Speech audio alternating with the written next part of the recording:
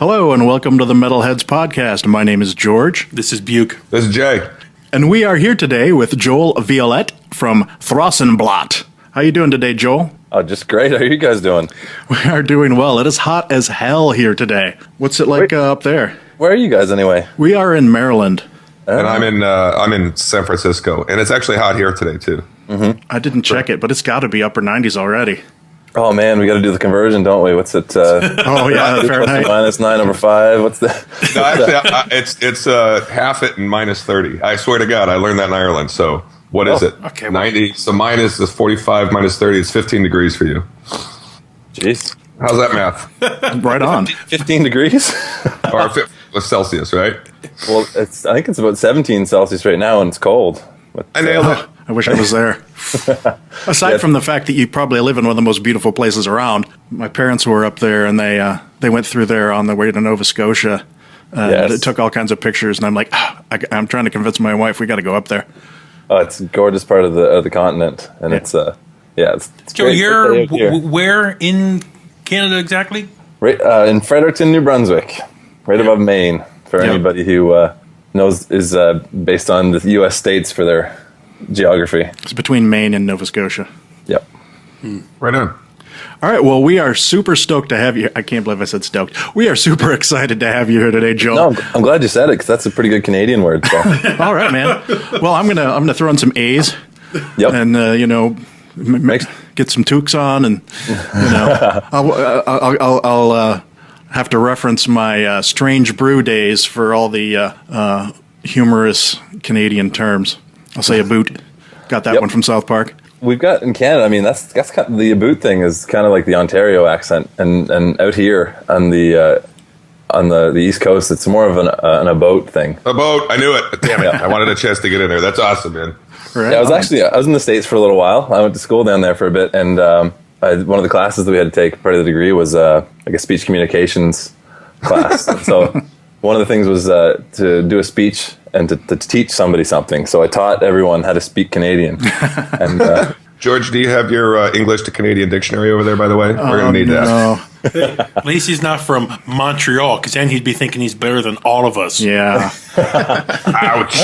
Yeah, I was just going to say I had a speech class where we had to teach people how to do things, and mine was I taught people how to play a record backwards. Oh, right on. So you signed them all onto the cause of Satan. Yeah, this was in like 1988, somewhere around there. So it was like the before vinyl died out the first time, and I brought it in. I actually played Def Leppard's Hysteria because it had the most unevil record ever, but it did have a really prominent backwards message on Gods of War. So what was it?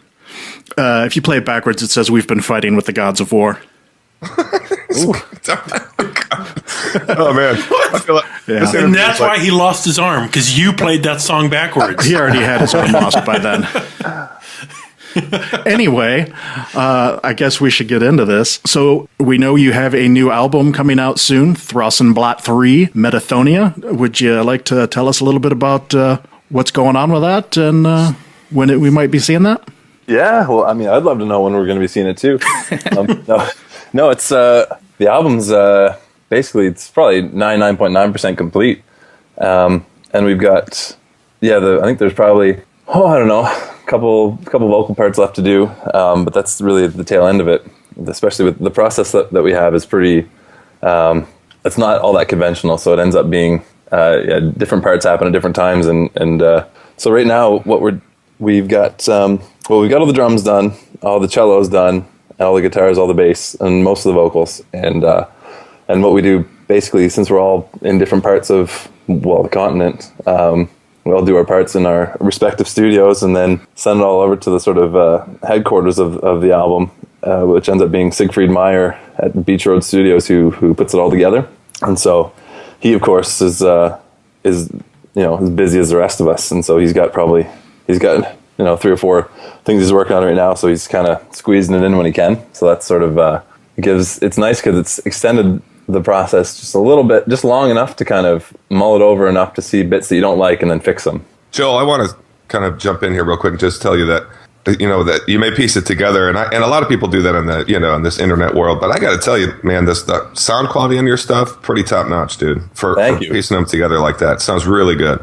Thank you, appreciate it. So you're in New Brunswick, and I know Brendan's out of Boston. Is Ray there too?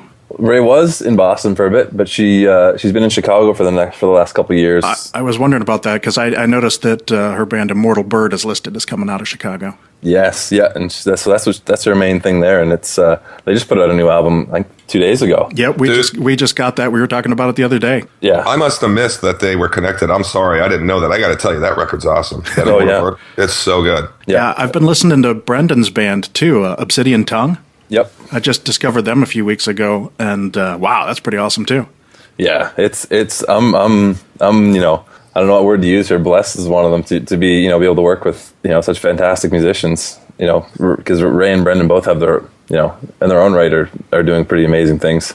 And to have them add their own touches to this stuff is, it's quite a thing to have in one's pocket. So it's great. Joel, go ahead, George. Just that kind of since we're starting out here, we're just getting started this interview, I really want to know, I got to tell you, one thing that comes across about your stuff to me is just, and I hope this isn't a bad word, but it's super authentic. And I got to know, like, what influenced you? How did you kind of start out on this kind of music, this particular subgenre? And I mean, like, seriously, man, it sounds to me like this is coming out of Europe, and that's, and that's like a compliment to me. So I don't think I could think of a better compliment. Yeah.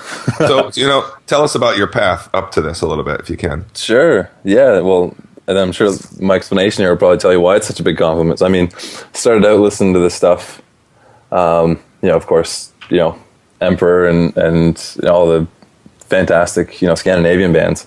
And, well, the path to, getting the stuff actually made was, of course, a pretty interesting one.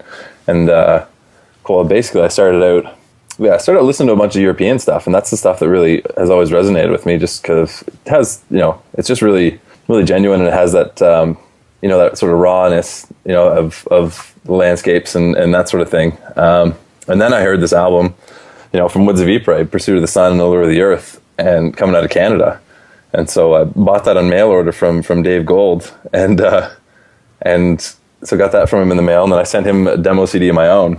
And so we were back and forth, kind of, emails and that sort of thing. I think that was 2005 when that was going. Anyway, so kind of a few years later, I'd sent him a couple more. And then I did one demo that put Dave over the edge. That ended up being Black Sky. And he's like, Joel, how'd you like me to drum for you on an album? And to me, that was just like, it's like, Dave Grohl asking you to join the Foo Fighters, Yeah. And so like Joel Violette coming on your podcast. Yeah, that's great. And and so of course it did it, and it was cool because the stuff that I was doing was really folky and really it was and it had lots of good melodies and stuff, and Dave added this like ferocity to it with the drums, and it kind of just solidified the whole thing. Like when I heard it all, kind of his drum parts, like drumming along to these demos, it was just this I guess sound sort of solidified. All this kind of these folky, some of the riffs, if I were to critique some of my own riffs, some of them are a little bit too nice sometimes maybe, and then Dave's drums just turn them into these like beasts, and so it ends up being sort of a combination of this the folkiness and the sort of getting I guess the atmosphere and the sort of landscape, that sort of aspect to it all, and then having it in this like really brutal kind of aggressive medium, and they're just full of sort of energy, and that's I guess I think that answers the question. No, it really does. I did want to tell you, there's a lot of stuff you guys remind me of, but there's a record that you kind of remind me of in particular, and I always hear it in little bits of especially the Thrawsunblat stuff. Did you know a band called Nordavind? They had like one record a while ago. Do you know them, George? I've heard of them, yeah. Yeah. Well, anyway, if you haven't heard that record, you might check it out. Very, very sounds like one of your roots records to me. Nordavind. I can't remember them. hard to find. But it's like, that's the name of the band. I can't remember the name of the album, to be perfectly honest. But anyway. I think it's funny, Jay, that you said that it sounds European to you because to me, it actually sounds very much Canadian. And I base that on Woods of Ypres. Right on. Like Thrawsunblat and Woods of Ypres are like my two favorite Canadian bands, to be perfectly honest. And both of these bands have a very, a black metal sound, but also, like, particularly with Thrawsunblat, you have that, like, sort of maritime folk element. Right on. Which really separates it from, like, the Scandinavian stuff for me. I mean, they have, obviously there's folk metal over there, but... Like I said yesterday, the band that shines through the most that, and they're not the same band, of course, but like I said yesterday, Winterfell, that English folk sound kind of shines through. Yeah. Yeah, I'm a big fan of theirs. They do some great stuff. One thought that just occurred to me when you guys were talking about the maritime folk element of it. So when you're listening, to bands like Fintroll and Vindir, however you want to pronounce that one. Yeah. You press play and it hauls you right over there to Finland and to Norway and all this sort of thing. And it was neat because there is nothing like that, at least for me, obviously for the Maritimes. And what I kind of wanted to do was to create that sort of thing for Eastern Canada and that maritime sound. And people pressing play in Finland getting hauled over here if I could. So yeah, it totally does that for me. And that's cool. That's really cool. Going with that, Joel, trying to think off the top of my head, there's not a lot of bands that I can think of here in North America that do this genre of music well. Yeah, I agree. A lot of them, we just mentioned a bunch of them overseas. Was this something, again, you were mentioning what bands you grew up listening to. What made you actually take that step to start playing this that a lot of bands here, stateside and up in Canada aren't playing? Was this your first, I guess the question is, was this your first genre you started dabbling in? How did you evolve to this sound? Yes, exactly. Thank you for being smarter than me, George. Well, it's cool because this stuff was just, it just kind of, I just started writing riffs and that sort of thing. And those are the things that I just, when you're jamming around on the guitar, you play stuff that you like. And so a lot of these riffs just kind of poured out of me. And the first song I ever like wrote, well, I mean, I guess that I can remember at least, was what ended up being Misted Shores off of the first one. Mm-hmm. And and so it just ended up being these really folky riffs that I really liked that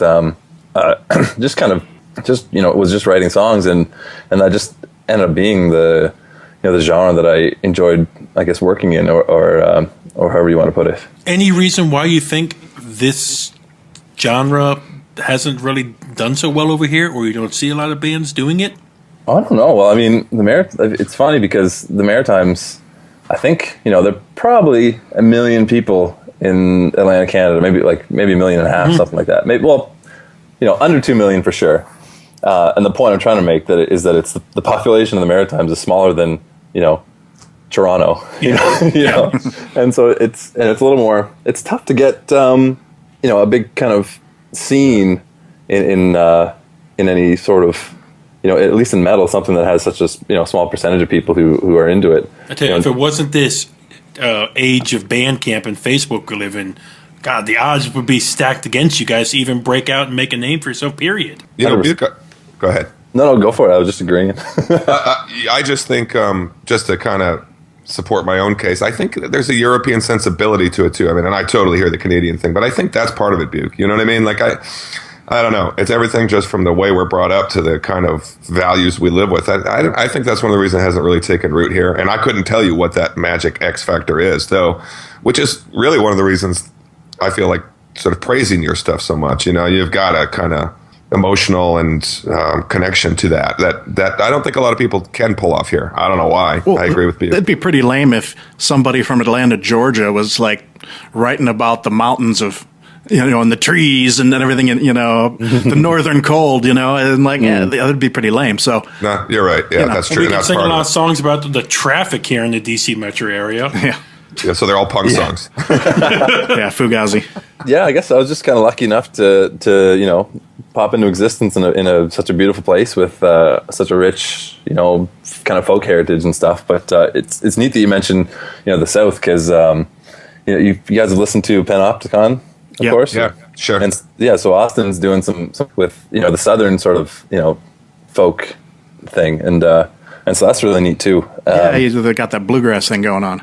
Yeah. Austin's done some pretty cool stuff, and so I don't know. It's one of those things that you guys are talking about, sort of like the genuine, or some sort of authenticity to it or whatever. I think it just ends up being that I just love the stuff that I just love the songs. I guess it's just one of those things that I put a lot into them, right? And I don't know. I feel like there's so many aspects to music, or being a musician or being in metal, and some people are, I don't know, I guess I don't know, there's some bands that are really good, they just pour out everything in a live performance, but maybe I don't know how to put it, but maybe I guess they put a lot of energy more into the performance than actually.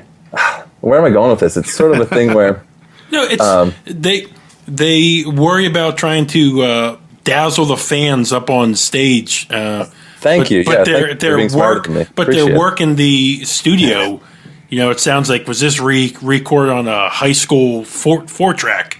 Yeah, I think maybe that's the thing, is that I put a lot of time into the actual songs themselves, because that to me that's I guess what's important to me. That just leads me into one question that quickly hit me here. I know George has a whole list of questions, and he's like, Buke, shut up. Joe, in this genre, and Jay hit on it earlier, your guys' quality of sound and recording sounds out of this world. What is your thoughts about those bands that kind of stick with that early black metal sound, where it's the raw, it sounds dirty, guttural, it sounds cheap? The old Dark Throne sound. Exactly. Because that, to me, I don't like. Well, I think whatever medium the song or the album has, if the thing that the artist is trying to put into the song is able to get conveyed through it to the listener, then if that works for the song, then it's all good. Cool. But if, you know what I mean? Like some songs, just wouldn't work that way. Yeah, and some songs can only work that way. Hey, I call it innovation, man. I honestly, it's sort of pushing it into new realms, and to change up some of the more traditional ways of producing it. And I couldn't be more sincere. I really think that's good. You may single-handedly pull us into a new era here. It's just a big statement, I realize. But hey, man, I got to ask you a question just before we get to George, because George is going to roll on you for a while being here. But I love the introduction to Life Lore Revelation. It's just like a wonderful vaudeville weird thing. I got to know why you did that, how it came about. Well, I love that you asked that, because it actually has a kind of a neat story. So I was just, it was actually, where were we? I think it was in 2010 maybe, or 2011. It was actually right before one of the Woods tours. This is when Dave and I were planning the second Thrawsunblat album. And, we were doing Wood stuff, but we were kind of, it's on the back burner, so we had chats about it. I was sitting, like, we were having coffee at breakfast or something, and I just went over to the piano and just started, like, jamming that riff.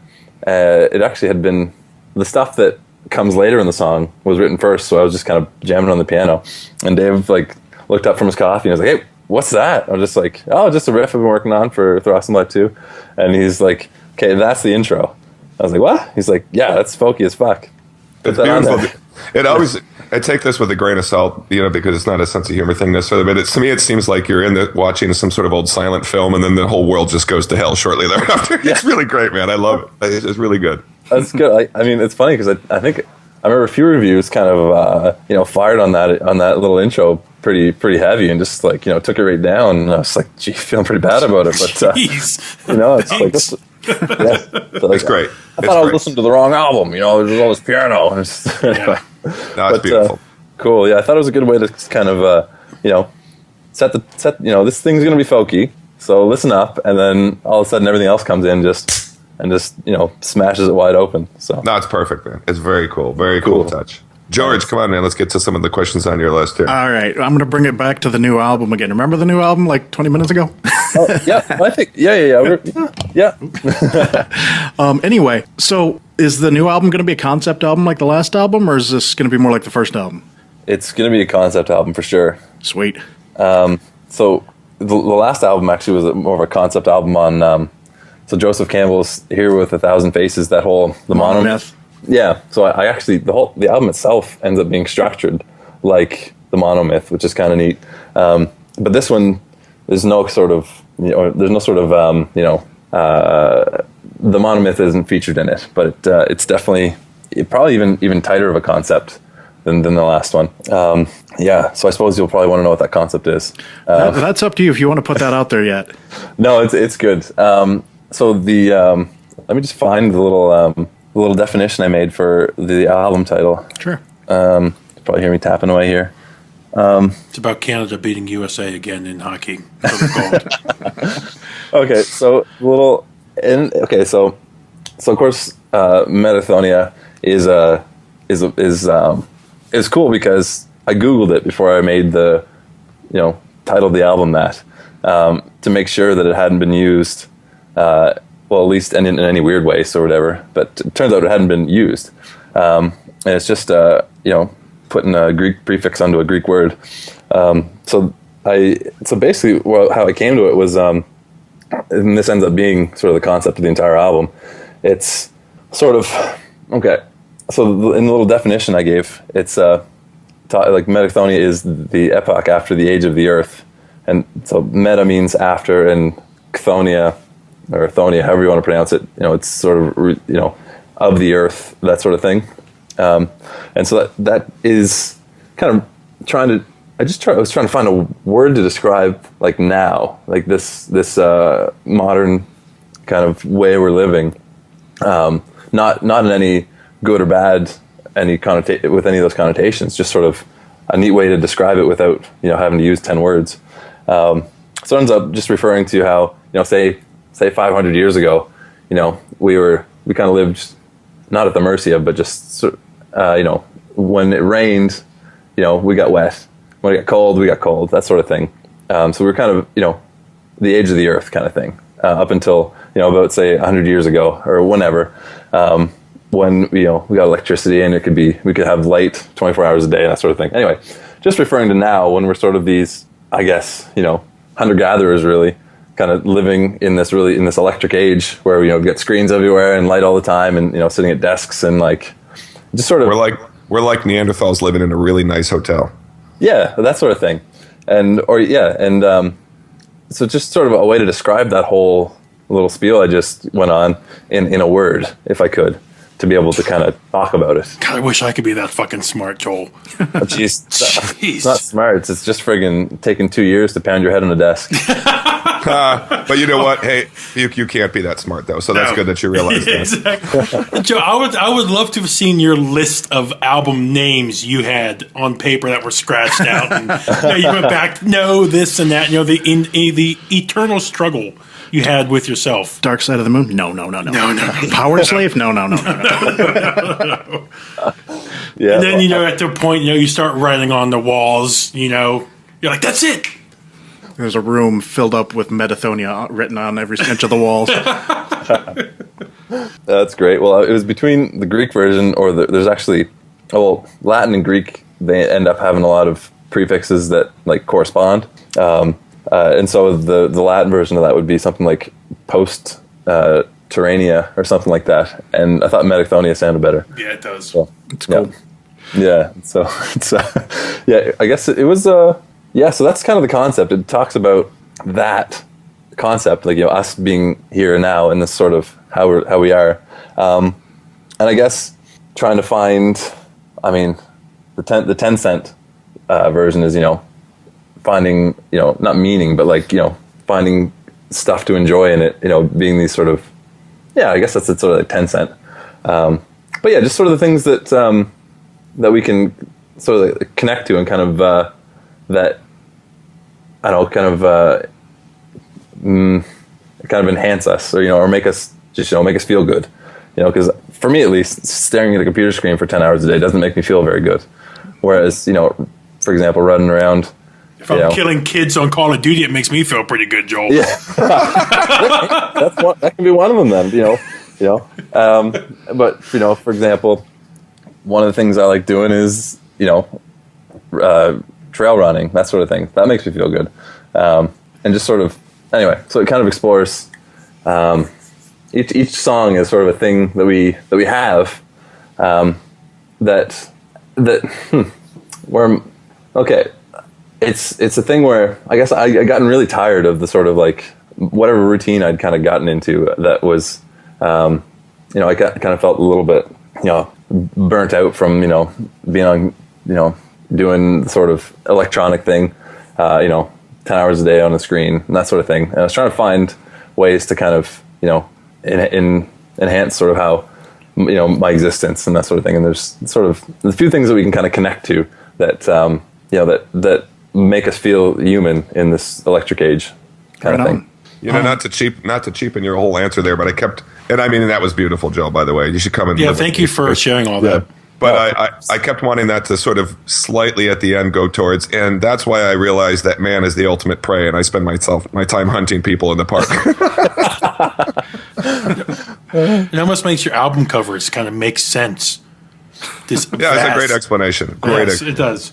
I also wanted to ask about the style of the music on the new album. Is it going to continue in the black metal vein with the folk elements, or is it evolving? Some rock screams. Is it evolving into something else?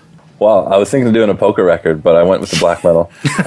Weird Al may come after you then. He's got a guest spot.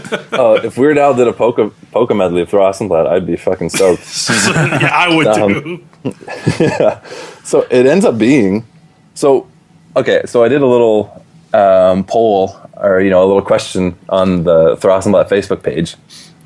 What to you is the most Thrawsunblat song? And I'll just take a little offshoot here for a second and say how amazing all the fans are.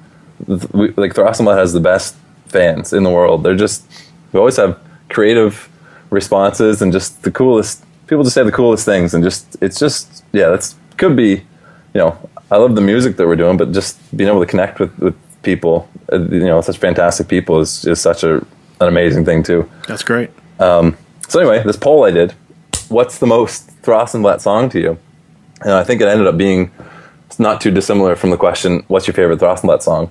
But the top 6 of them, I think, or the top few, ended up being of all whatever number it was, were the same song structure. So for example, Black Sky, Once Fire Veined, Vastland.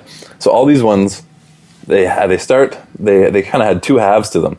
The first half of the song was kind of a contained unit, and then it moved on to like a second, place where the song was, and it didn't come back to the first one. And so all the ones, for example, Life Law Revelation, that one kind of is a round one where it kind of starts one place, goes somewhere else, and then comes back. So these ones, everyone's sort of favorites, ended up being these kind of 2-parters that started in one place and kind of evolved into something different. So I thought about it, and so for this album, what we have is 6 songs, and each one of them is, instead of being 2-parters that kind of go from one place to another, they end up being 3-parters. So they go one place, go to another place, and then end up in a third place. And so they're between 9 and 12 minutes long each. That's awesome. Is there a formula you follow when you write, Joel? Hush, formulas. I like the it's a fun thing to do to put constraints on your process and to kind of make things fit into the constraints that you set in place for yourself. Yeah, and I find that when you have like a sort of a place within which you're working, that's when you can really get creative instead of anyway. And so with the songs, basically the only formula was, does this feel like a self-contained section? Mm-hmm. If yes, great. Transition to the next bit, whatever that ends up being, and then once I had 3 sections that I felt good and the whole thing felt as a unit, then that's the song. Wow, you guys should have like a little chart. I was thinking that. I was picturing a flow chart where it's like, if this, then this, else this. Yes, is the hair on my arms now standing up? Yes, Joe, hearing you talk so far, one of the things that stands out is the fan reception and the fans really seem to attach on to that first Canada EP. Sorry, that demo you guys did. Mm-hmm. It seems like that's a fan favorite. You've mentioned a bunch of tracks off of that so far. That's cool. Yeah, I love that album. And it's just, I think it's because it's the second album was, so the first one was sort of all right, gonna get a little bit of not wordplay, but it's gonna anyway. The first album was folk and black metal, whereas I think the second album was more black and folk metal. If that makes any sense to you guys. It does. And so this album, I wanted to go back to. You could more, set the fucking internet message boards on fire with kids going back and forth talking about that. Yeah. well, you know, if it's folk and black, then it's black metal with a folk twinge. But if it's black and folk, then it's folk metal with a black twist. You know, it makes sense to me. That's exactly it. And so this one, you know, I think partially because of how much you know, people really liked the first one, I wanted to go back to, you know, have a sort of a black metal canvas and kind of, you know, with folk textures on it, that sort of thing. You know, when you say folk and black too with a Canadian accent, I wasn't sure what you were saying there, but I got it now. I thought it was dirty for a minute. Folk and, no, it's not Scottish. Yes. Folk and black. Yeah, sorry. You're right. That's Scottish. That's great. So I'm guessing based on some of the things you've already stated that you don't have a release date yet, but do you have like sort of a goal date, or at least like a goal month? Wait, before you answer, can I just tell you that the actual question George is really asking with all of these is, Joel, can I please have the new Thrawsunblat album now? No, Joel, yeah, I got a text message from George today, Joel, saying, I hope this album comes out this year, because it could be album of the year. That's how excited he is for it. Oh. So he's saying, should he draw his list in pencil? Oh, I have no doubt that it's going to be at least top 3. And if it's anything like I expect, I'm sure it'll make number 1. So let's get the answer. Let's get George, get this man some relief, please. When's this thing coming out? So the album is painfully close to being finished. Like, it's literally, I have to send Siegfried the vocal tracks, and he has to, you know, spend, you know, a few days, you know, mixing the guitars, and then, I guess putting the whole thing together, popping the vocals on it, and then, you know, sending them back to us to kind of proof and that sort of thing. So it's probably, I'd love for it to be done by the end of August, but it's, I mean, the way it's going now, it's probably going to be September, but it's coming soon. I just can't wait to just unleash this thing. August is probably a bad time anyway. Like, there's a 3-week period, the last 2 weeks of August and the first week of September, where there are just a ton of albums by like Iron Maiden and Ghost and all these people dropping in those weeks. You don't want to come out that anyway, because it'll get lost in the shuffle. Ooh, yeah, okay, that's a good. Thanks for that heads up. I would maybe even go like October, but send me one earlier. Thanks, George. Yeah. Nice to see George make some decisions for the band now. Yeah, just saying, based on what I know about the release schedule for this year, I last thing I want is for you to get lost in the shuffle somewhere, because I know that people need to hear this album. Well, let's. Get it done first, and then we can start making those choices. That's good to. That's good to know. That's a good. He's saying, "Calm down, George." I just thought I'd offer a little friendly advice.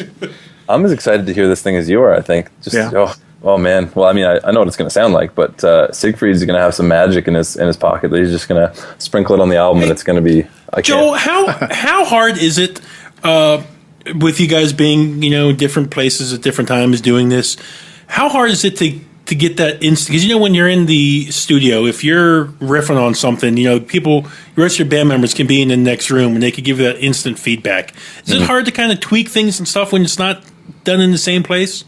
I don't think so. Yeah, I think the biggest challenge for me so far is, when you're around, like Ray and Brendan and I. We all sort of have a very similar taste in music, or at least there's one spot that we really all are all on the same page about. And so it's nice just to be in the same room and just chat about it and, figure out, does this lyric line work? What do you think about that lyric line? Or like, how about this or that? So it ends up being, you can still have those conversations, but, via, Google Hangouts or, text message or whatever, it gets a little bit drawn out. Like, hey, what do you think of this line? And then, 4 hours later, it's like, oh, sorry, I was just at work. I think it's pretty good. It's like, but I think that we managed to do it somehow. Like, so it's kind of cool because I'll write the song, send it over to Ray and Brendan, and they will, record their parts, kind of send some demos and stuff. And I don't think I remember. Like, there's maybe one bass note I didn't like. Yeah. Of Brendan's, and like, anyway. The next time you talk to Ray, I'm a new father. I have a 1-year-old daughter. I hope my daughter, I'm praying right now, my daughter grows up to be like Ray. Just a female metal badass. Oh, isn't she though? Dude, she's amazing. Amazing. Definitely. One thing you're going to like about this album then is that on one of the songs, Ray and I have a sort of a black metal duet on it. She puts her vocals on probably a good half the track. Harsh vocals? Yep. Sweet. Oh.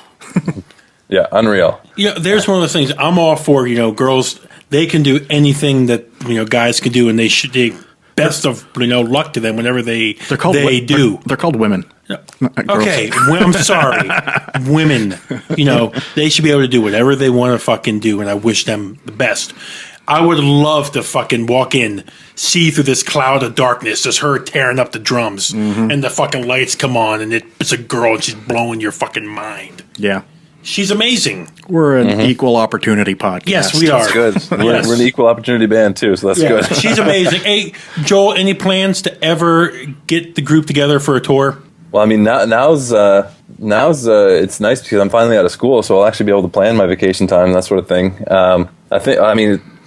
Ray and I we've been chatting a bit about, if the album explodes, then like we'll probably have to. It's like not even like, well, do you think we should? It's like, okay, well, we need to. So when are we doing it, kind of thing. And you're releasing the album yourself? Yep, on Ignifer Records again. Excellent. So it's nice. It's worked last time. So right on. Yeah, it's good to have that control. Yeah, let's talk about that a little bit. And by that I mean you. You guys have really chosen to just take care of your own kind of destiny here. So have people approached? I'm sure you must have been approached by a label or two. Yeah, I mean, once in a while, and it ends up. I don't know. I feel like some people just don't know that we're not in a label. But it was sort of a no-brainer because we released the first one on our own, and then what we did with the second one, the sort of the crowdfund. First of all, that was just unreal. The amount of support that we had from all the fans, and it just, I think the way that the album works and the way that our schedules all work, I think it's just there's no like I'm the one who has to sort of put it together, so I kind of know when things are backed up, et cetera, et cetera. Like it's no one has to go explaining to a record label like, oh, sorry, it's not done. But anyway, it's nice and sort of it's pretty seamless.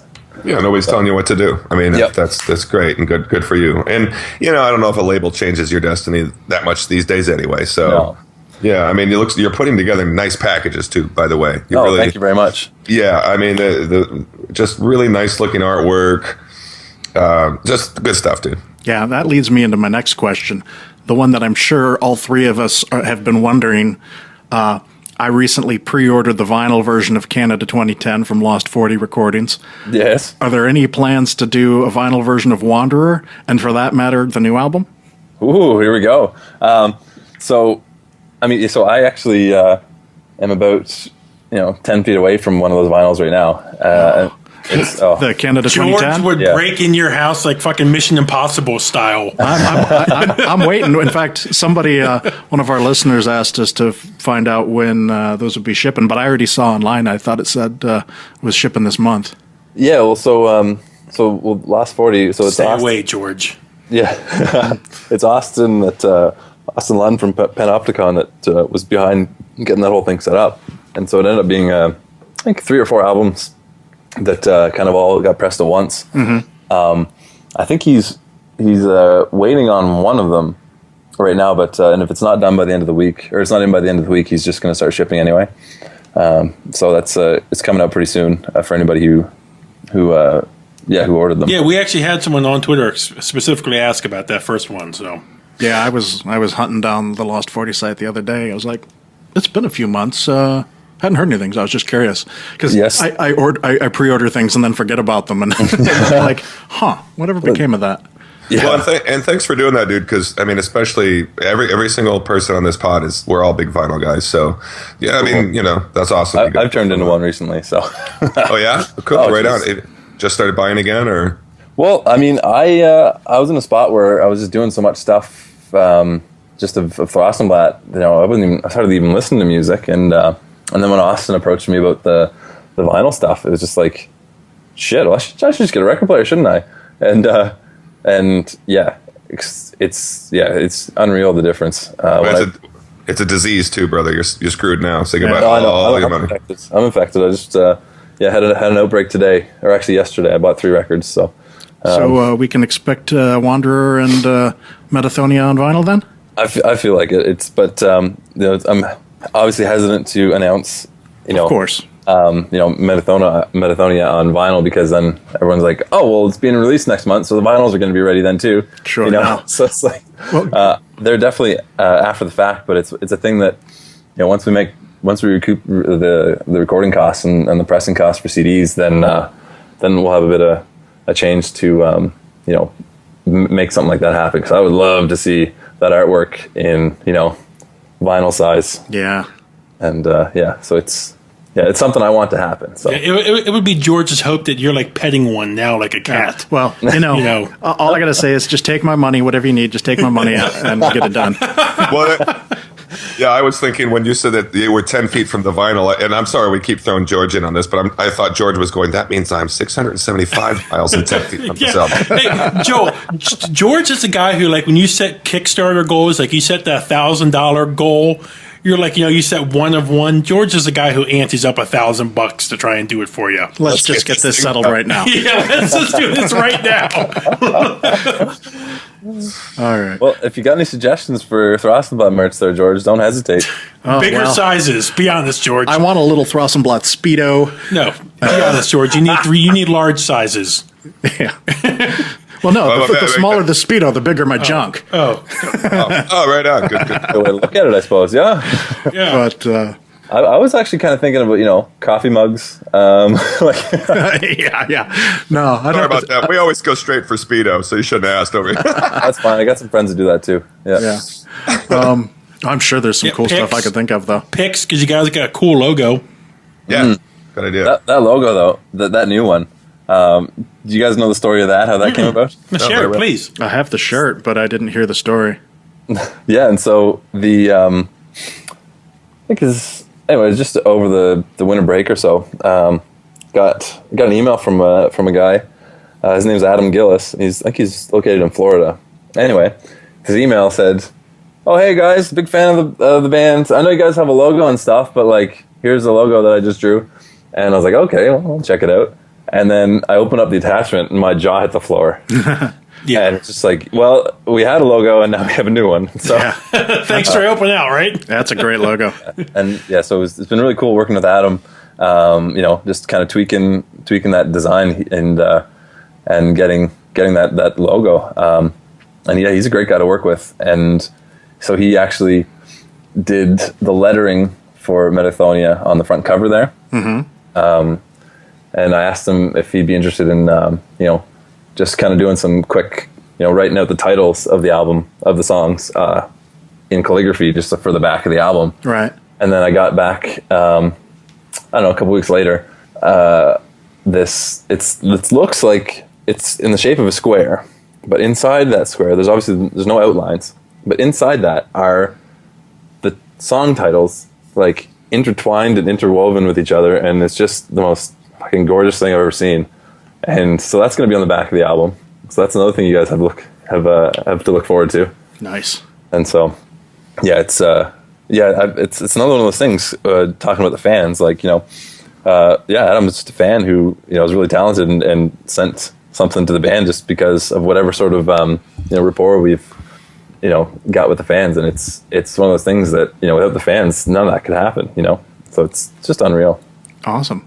So speaking of stories, I've heard this one before in other interviews you've done, but could you tell the story of how the band got its name again? I love this story. All right.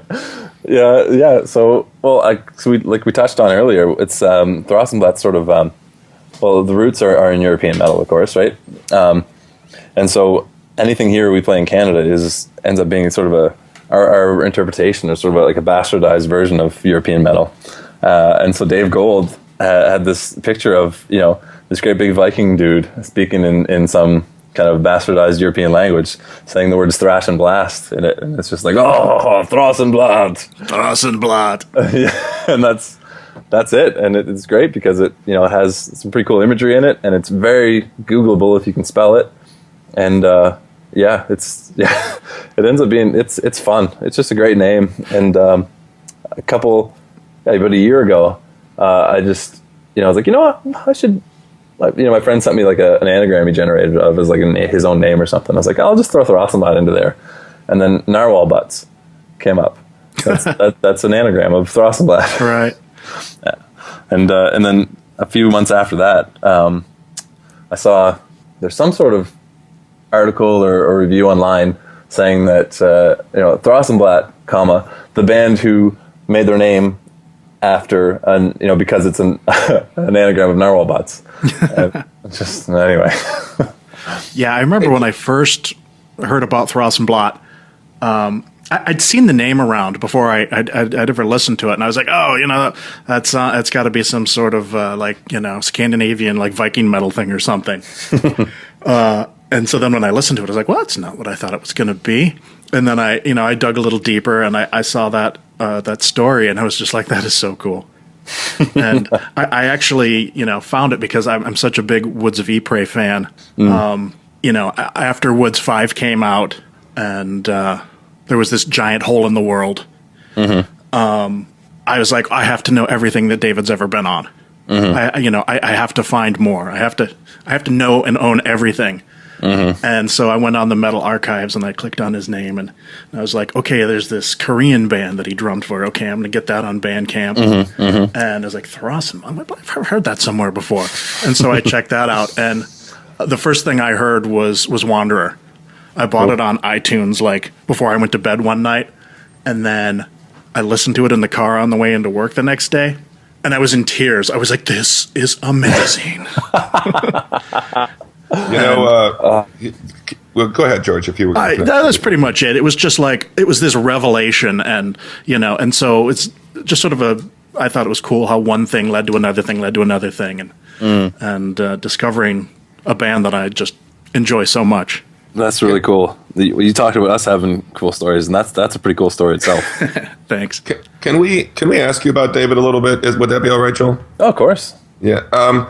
Well, first of all, if you don't mind, and please don't answer anything you don't want to answer, but just as fans, and what happened to him exactly? I mean, and not exactly, but you know what I mean. How did his death come about?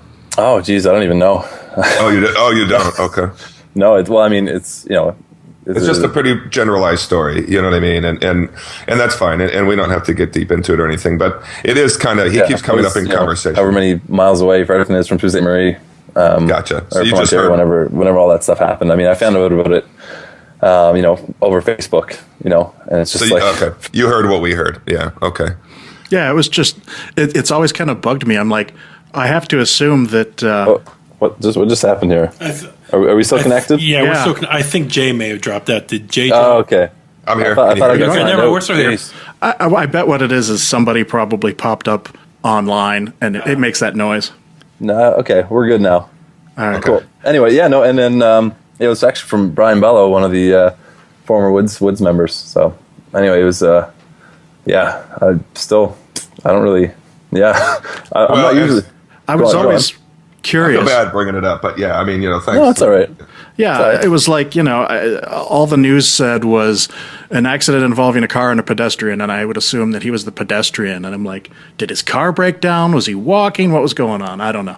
But I guess if people I wish I knew more. It's because Dave and I were, it was amazing writing music with him and kind of becoming friends and stuff. And it was, so I wish I knew more personally. Yeah, and hence our curiosity, by the way. I don't mean to over-explain, but it's not a morbid curiosity. You guys are somebody we care about, and there you go. So, yeah. Yeah, obviously if his family wanted us to know, they'd tell us. So if they don't, that's cool.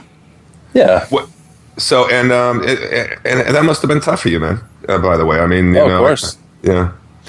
Well, it's weird because, there's so many times where I'd, listen to something, listen to a band, or like, hear a cool line and like get ready to like, email Dave, and just like, fuck, it's kind of one of those things. And, and it was, the stuff we did with Woods 5, that whole writing process was an amazing time. It was, Joe, you talk, sorry to interrupt you. You talk about powerful stuff that you've done with Thrawsunblat, Woods 5, and any other Woods albums.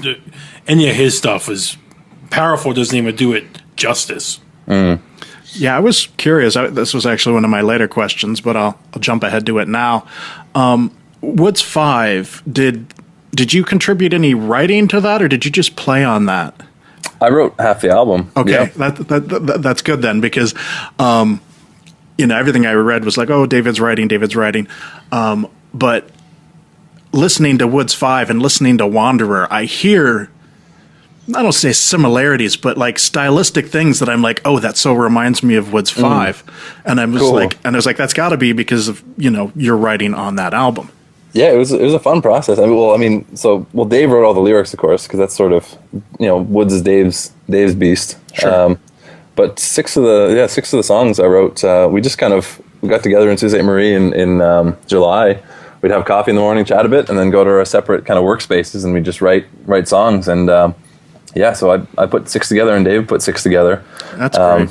Yeah, that's probably why I felt such an affinity for Wanderer as soon as I heard it. I was like, I know this. I know this. Cool. So that's great.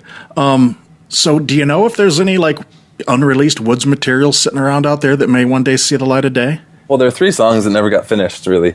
The Home EP, of course, right? Right. So there were 3 more songs in that recording, time that just never kind of. We had to leave for tour, or actually no, it was at the end. It was after a tour. Just never got kind of finished up to Dave's excellent standard. Right, he just wasn't pleased with them, so we never ended up releasing them. And I don't know where they are. So they're good tunes, of course, but if Dave had been happy with them, then they would have been released. But we got 2 great songs out of those sessions, and so those are the ones that obviously met the Woods standard, and those are the ones that saw the light. So right. Joe, the one thing I have to say about Dave is it doesn't seem, and we go to a lot of shows and a lot of metal festivals, it doesn't seem that a lot of the metal world still knows of him or got to hear the amazing work that he did. Because we wear a Woods shirt to a concert, and people are like, "Who is that?" Yeah, there's a lot of stupid people out there. Yeah. But, the ones in the know who really know the scene, know what amazing work he was doing. Yeah. Sorry, I had another follow-up question for my last one, which was, sure. Was Woods 5 done, or did you have to still do some finishing touches after? It was all done. We finished it. We finished it. So we wrote in July, went into, with Siegfried Meyer at Beach Road Studios. We went there for 2 weeks in August, and when we left, it was done. Yeah, so. I thought it was supposed to be released in November 2011 originally, and then it got pushed back, and then, of course, it got really pushed back. Yeah, there was, I don't know what the, actually, see, that's one of those things that, it's like a, with Ignifera, I would know why it would, things get pushed back, but no clue. Right. But, wow, this is good, George. It's actually stumping you now. This is sort of like that episode of Saturday Night Live where the guys are asking questions of Captain Kirk. They're like, in episode 4, where he pushes the, what I mean? That's just too good. Sorry. Well, it's one of those things that I felt pretty. It's like I don't know. It's like kind of like trying to like move a building or something like that. It's not really much I can do. Kind of like I just like I felt kind of even if I found the answer, wouldn't be able to sort of do anything about it. So of course, yeah, of course. Oh, album's released when it's released. Great. Yeah, so, I was just really focused on the band at that time. I came across Woods 4 probably in the spring of 2011. Yep. When Earache sent me a promo and they were like, "Here, you should review this," and it just blew my mind. And I wrote this, really great review, and David emailed me and thanked me for that, and we talked a little bit, and so I knew that it was scheduled to come out in November originally, and that was pretty much my summer fall was like, when's it coming out? When's it coming out? And then it wasn't coming out, and then it really wasn't coming out, and so anyway. Getting back to Thrawsunblat. Yeah. I listened to Wanderer again yesterday, front to back with the lyrics in front of me, Mm-hmm. and it was a really moving experience. Even though I'm already familiar with the album, I cried at the end of the Song of the Nihilist. It's such a moving story and phenomenal album. Not since Woods 5, actually, has an album spoken to me so much. I just wanted to tell you that. Well, thank you very much. That means a lot, because that, you guys asked, about, so, just the sort of the, Thrawsunblat and Woods and that sort of thing. You asked about, David's passing and that sort of thing, and, how that affected me. So, yeah, I had a pretty horrible year there, where, so David's the fourth person that was, in I think about 4 months that was close to me that passed away. And so it was, that whole album was sort of, when I write a song, I usually start with a problem, and or at least lyric wise, and then find a solution to it, right? And so that album is a lot of dealing with how do you deal with when something like that happens to you, and how do you move forward and that sort of thing. So it was it was actually Dave was one of four people whose passing it inspired me to write that album, or just was a big part of the album writing process. So. Yeah. To answer how you deal with that kind of thing, in my case, you fall apart for a year and basically sleep on the couch. I mean, I had some deaths in my family, and I did not handle it well, dude. So good for you for channeling it into something artistic and meaningful for other people to experience. I couldn't be more sincere when I say that. Well, thank you. Yeah, and if one single person can be helped by me having written and put out that album, then it's just unbelievably, makes me very happy to know. So, yeah, Joe, may I just go along with what Jay just said? The thing that's striking me the most about talking to you this last hour or so is how humble you are, and how down to earth you are with this. Well, thank you. Yeah. Yeah. No, hey, man, it's refreshing. It's nice, dude. It is. It's really cool. So, what a pleasure to have you here. Well, it's been a real pleasure, chatting with you guys. You guys are asking some great questions, and you're doing it in a fantastic manner. So it's just a blast. Thanks. So. Yeah, I actually had a question that I was going to get to, and I was sort of, I had this flow that I was going to get to. And okay, Jay, shut up. Let George. Yeah, shut up, guys. I got questions here.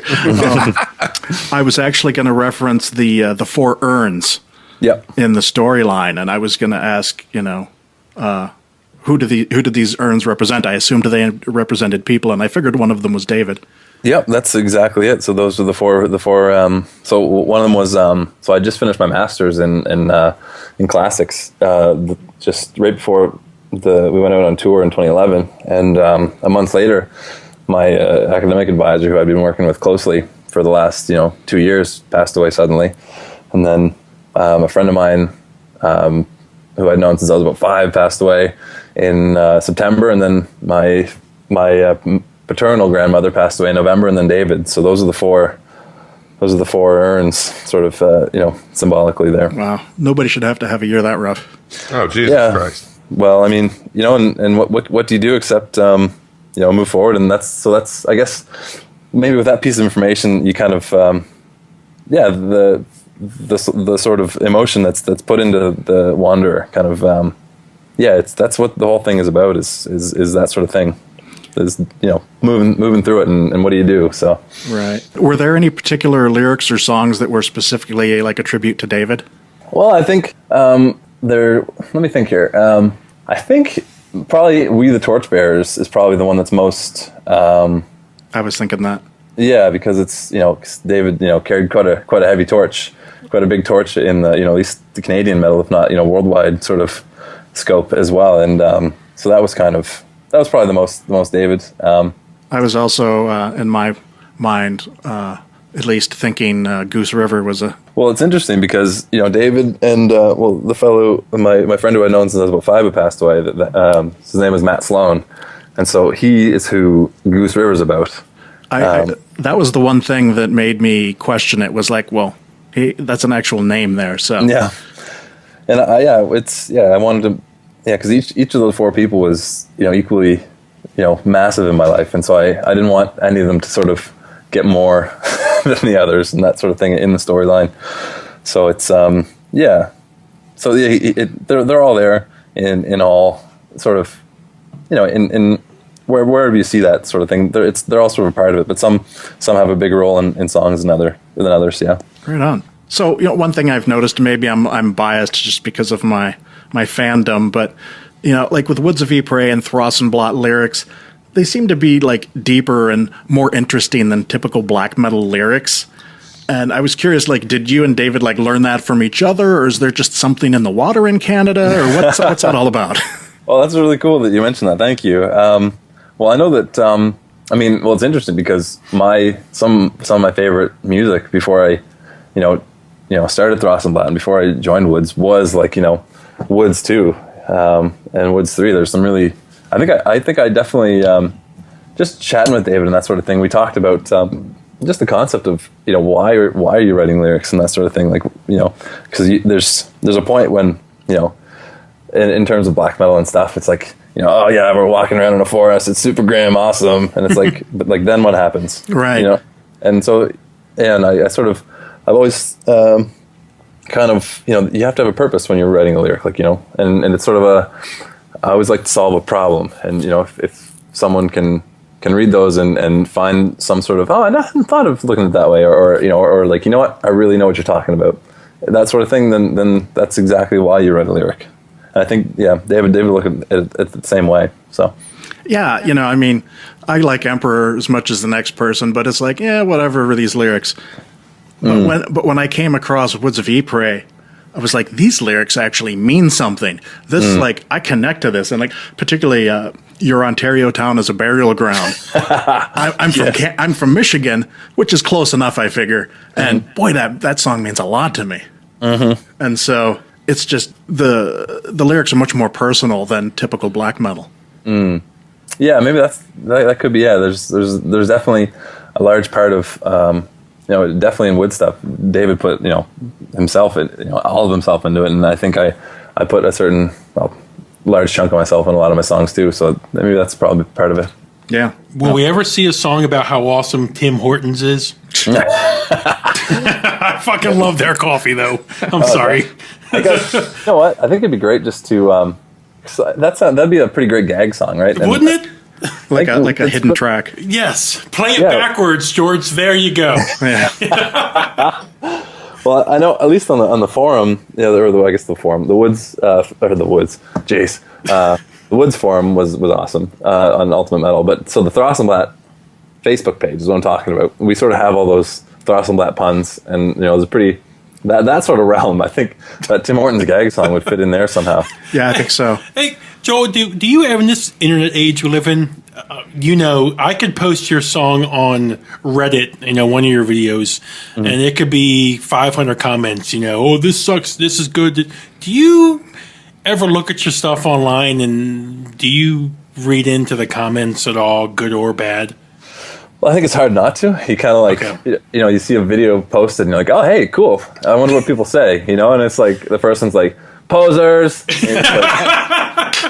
Some 12-year-old's blasting you. Yeah. And then I think you just have to look at the internet as a certain thing. It's like, the internet's kind of like a party, I think. In a lot of ways. It's like, going to a party where everyone's kind of making jokes. It's like, if you read the lyrics, I'm curing cancer. But somebody's blasting you because you're off beat or something. Yeah. And people have no, most people who put comments, they have no stake in that thing. And so they're just like passing by and just like, throw a tomato at somebody. It's like, because it's fun. And so when you look at it that way, it's not as bad. So what really is nice is when you, when you read a really well thought out or, review or just even really nice kind of comment that that someone spent some of their nowadays time's pretty valuable, and so they spend some of their valuable time writing that or thinking about that. And so that's when it's really, that's one of the ways in You ever seen which the somebody internet's post awesome. their interpretation of the lyrics and it's like so in right field that you just have to like comment? You're like, no, really, it's nothing like that. It was, it's funny. When I write lyrics, I try to be as absolutely just clear as possible and like look for all the double meanings and try to eliminate as many as I can, just to like, because with heavy metal, there's so many, just in general, I think you can take a lot of sentences so many ways. And so after having written the lyrics to, Thrawsunblat 2 and after it was released, there's a sort of, you kind of get the interview cycle going and lots of interviews coming in and out. And there was one fellow who sent me I forget. Anyway, he sent me all these like really analytical questions about the album, and like, you can kind of give a premise and then ask a question about it. It's like, so the lyrics for Wanderer and the Conrad of Saplings are, clearly motivated by Tim Hortons. So why do you do this? It's that's not exactly example, but like that's like, and it's questions like that, and you just pull out your hair and you don't know what to even say to that. It's like, no, I think the correct answer is just yes. You know what I mean? Just let them have it. Yep, you're right. You nailed it. You cracked the code, buddy. So Ray's got Immortal Bird. Brendan's got Obsidian Tongue. Mm-hmm. Is Joel ever going to do a side project, perhaps in a different style or anything that you couldn't do in Thrawsunblat? Or does Thrawsunblat pretty much do it for you?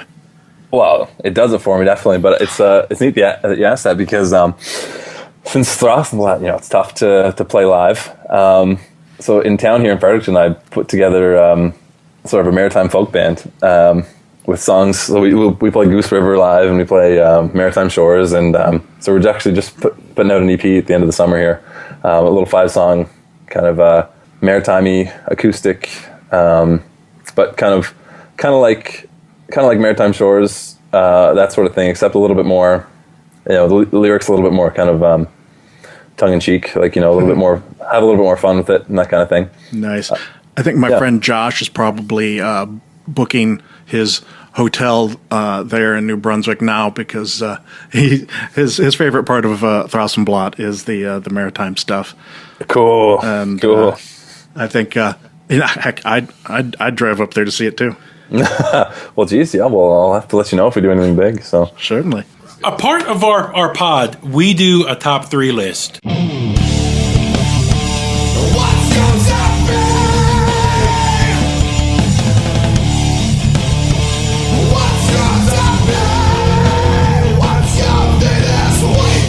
This week, in honor of having you on, we're doing top 3 Canadian metal bands. Ooh. Not to put you on the spot, but could you come up with a top 3 or maybe 1 or 2 Canadian metal bands that would build your top 3 list?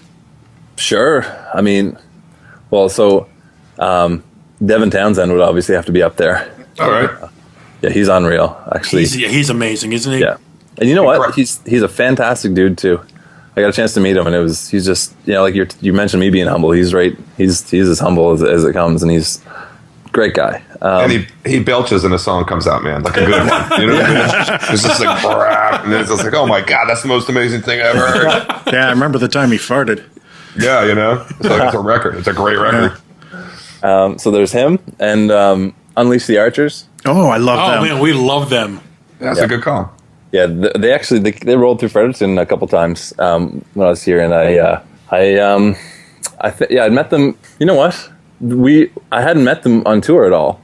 This was after the Woods stuff, and so they knew about Woods, and they're fans, and I knew about them, and I was fans, and so I just met up with them after the show, and just had a great time chatting with them. They're great bunch of folks, and we ended up just kind of sharing tour stories and stuff. And it turns out that all the people across Canada that like I remembered from like the shows because they were like ridiculous or because they did weird things or whatever, they're the same set of people that Unleash the Archers remembered. We had pretty much identical stories. Brittany's got some pipes, man. She can sing. God, Yes. yeah. Yes. Right on. And we got one more. We got to give us one more. Okay, here we go. Yeah, definitely on the spot here. Those are the two that jump right out. Let me think here for a second. Well, just that comes to mind here. There's a neat band from Moncton called Zaum. Have you guys heard of them? Don't know. No.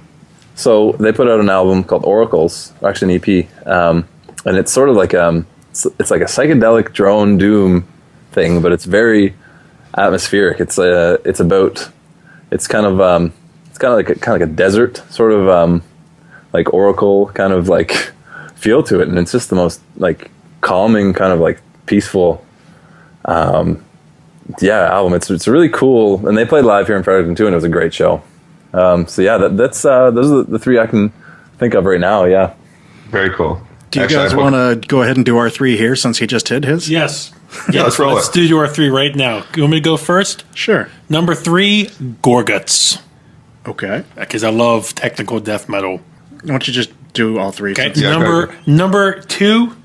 Thanks, George. You made me look like an idiot. No, we don't normally do it that way, but since he already did his three, Thanks. Number 2, Annihilator, Look like, okay. because I love Alice in Hell. Yeah. Number 1, pour some out for my homies here because they're breaking up and they're no more 3 inches of blood. Right on. I think that, again, the stuff that Cam and those guys did, his pipes are fucking one of the most unique voices in metal. And it's a shame that they're going to be no more. Yeah. Jay, what do you got? all right. Well, See, I just wanted acceptance from Joel, and I didn't get it. And you make me look like an idiot, George. I don't know what you're talking about. Go ahead, Jay. with this one, I'm almost ashamed to put this one on there. I was going to put Devin Townsend too, but these guys had some early records that meant a lot to me back in the 80s. It's Exciter. And I'm kind of happy that they're back together, even though it's pretty cheesy stuff, but I dig it. I'm going to pronounce it different than George, but Voivod. And then actually Gorguts was my number 1. Right on. All right. Well, Hey, with all due respect, Joel, by the way, George knows your stuff better than me, so you're going to be on that list soon enough. yeah, not to suck up or anything, because we were gonna do this after the interview, so it was The sucking up and the nude pictures are going to be sent after the pod. Yeah, but number 3, Thrawsunblat, woo, yeah. which would have been number 2, except my number 2 is Voivod, and they only get it because they have so much more material. Hey, man, you don't have to rationalize. Keep going. That was the best. That was the best celebration I've ever heard. Woo! Yeah. Number we're 1. gonna make that into a little sound drop that we can put in between episodes. That was too good. Woo! Yeah. Number 1, Woods of Ypres. So there we go. That's our top 3. That was good. That was satisfying. Right on. Joe, one more thing. I like to ask artists we have on here this question, because this digital age you live in always blows me away. What's your experience been on the band camps and the Kickstarter and everything? Have you liked it? Will you do it again? Any future projects? Oh man, where do I even start? It's been that's how we work. Like it's Kickstarter. Well, at least the Kickstarter model is how we did the second album, and since then, Bandcamp is how we've sold all our stuff, and that's sort of like a medium that lets artists sell basically directly to their fans and just take a small cut. It's and they do it in a way that's basically pretty painless for the artists. And the merch. They've got a really good merch system where it lists all the stuff you've got to ship, and then you can you're out of stock on a couple of things that I was looking at yesterday, by the way. All right, I'll get on that. I'll put it on the list. That was literally a customer service complaint, right? And so, it's fantastic stuff. There's a lot of stuff. I mean, part of what the album talks about is, there's things that, in these times that, there's so many new things. Some of them are awesome. Some of them aren't so awesome. So it's a matter of sort of, picking the bits, finding out the bits that are awesome in this new times. And that, Bandcamp is one of the things that is awesome about the internet. Cool. Right Very on. nice. All right. Well, first of all, I want to thank Joel for talking with us today. It has been truly an honor, and it's been a blast. I know we all had some fun. Very generous with your time. Yeah. Thanks, man. Thank you for the time. Well, I mean, likewise, guys. It's completely, reciprocal with all that stuff. I love to hear that. So as we usually do, we're going to play a couple songs from Thrawsunblat, And, well, we don't usually play songs from Thrawsunblat. Whoever we're interviewing, we play their songs. You gotta change that. Yeah, Every episode we play something from Thrawsunblat. That works for me. So the first song we're going to play is off of Wanderer on the Continent of Saplings. And this is the song We the Torchbearer. What can you tell us about this one, Joel? So that song is, one of my buddies described it as in the movie The Grey with Liam Neeson at the very end, where he's like surrounded by wolves and he like cracks the bottles of like, and he's got the shards of glass in his hands ready to take on the wolves. Mm-hmm. That's what he says the intro is. And then once everything comes in, it's like, what happens next? And so it's it's a in your face, pounder. And the lyrics are about carrying the torch. So it ended up writing the song about one of my buddies had someone close to him, a family member pass away, and I was like, what do I even say to him? I wish I could help him, but I don't know, and so I kind of answered that question in the lyrics, like, what do you do about it? And so it's a in your face pounder, and I guess it has a little bit of a philosophical tidbit in there somewhere, I guess. Yeah. Right on. All right. So here we are, Thrawsunblat, We the Torchbearer.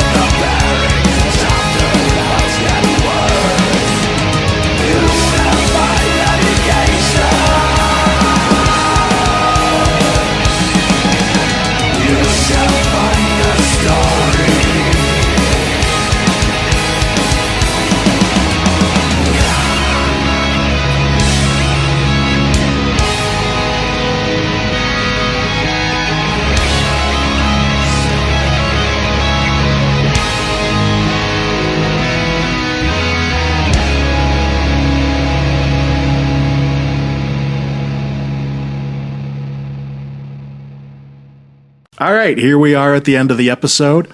And as we usually do, we're going to send you off with a song. This is another song from Thrawsunblat, from their Wanderer on the Continent of Saplings.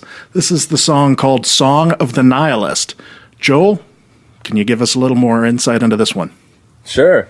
Yeah, so this is kind of, I mentioned earlier that the whole album ends up following sort of the monomyth, which is, to give everybody else sort of who hasn't heard of that, it's basically the plot structure that, Joseph Campbell mentioned that pretty much all myth sort of follows. Anyway, George Lucas used it for Star Wars. So to bring it all back, right here, the Song of the Nihilist is, it's tough to have a boss battle in music, but this is sort of like, the Wanderer meeting the big villain or whatever, that sort of thing. The Nihilist. The Nihilist. Yeah, Mega Man level 1-3. Yes, let's do it. Exactly.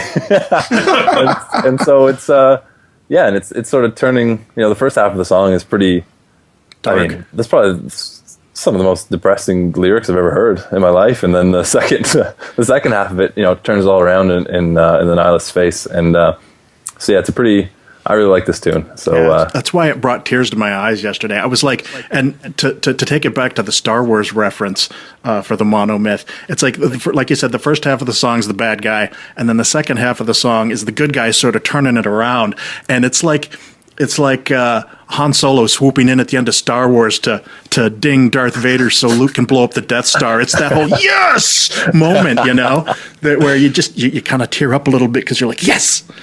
And that's the way I felt. Thanks so much. You get it. That's fantastic. That's awesome. All right. Well, we're going to thank Joel once again, and we'll play the song, and we'll see you next time.